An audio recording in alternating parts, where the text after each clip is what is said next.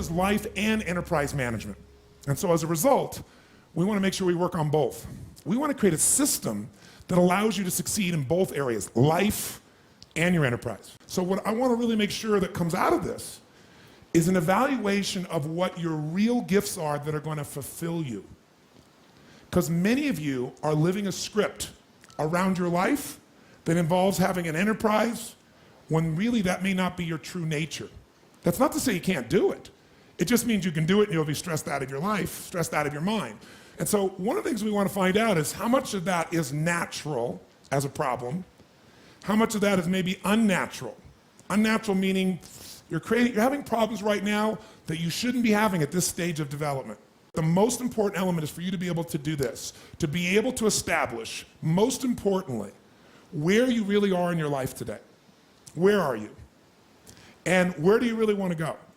What's going to create this extraordinary life? Because some of you right now, if you continue the direction you're going, are going to be successful and unfulfilled, unhappy, and stressed. Because once we get, into a dream, then that dream starts to take on a life of its own. It gives us juice, it gives us energy. But how many of you ever got the dream, achieved your goal, and then thought, is this all there is? How many of you have had this experience? Say, aye. That's more painful than not even achieving it. Because now you've done everything, you've worked it out, and you're successful, and you're not happy. So for some of you, you're going to need to take a look at that. Michael Gerber, the guy that wrote the E-Myth, talks about why so many businesses, young businesses fail. And one of the things he says is most people are not really entrepreneurs, but they think that's what they should be. They think that's the sexy thing, that's the most attractive thing, that's the best answer. And what I say to you is, you got to separate the vehicle from the outcome. What is it that's going to truly fulfill you? What is it that's going to give you that extraordinary life? What's going to make things magnificent on your terms, not somebody else's terms, not your father, your mother, your background? What is that really? Separate the vehicle, because there's many ways to get to that vehicle. But I'm saying sometimes you got to reevaluate what's going to really make you fulfilled. What is your gift? Are you an artist? Are you the talent that can produce something no one else produces as a skill or a product or a service or some impact? Are you incredibly good at management? You really know how to manage or lead people? Are you an extraordinary entrepreneur that can take that gigantic gut load of risk and can create the vision and attract the talent that you need and the managers and leaders? You may have all three abilities, but which one really fulfills you the most is going to be the critical question. Because we tend to want to do them all, especially in a room like this, because you're all overachievers, right? Me too. And you say, well, I can do all these. Yes, you can, but what will it do to your quality of life? See, again, the secret's going to be this. What is an extraordinary life on your terms today? Getting clear about that. At this stage of life, where you are, where you want to go.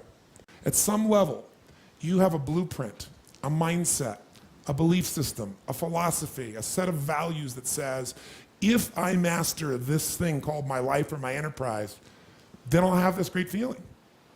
But what's really interesting about life, I believe that extraordinary life, however you define it, has two master skills to it. The first skill is the science of achievement.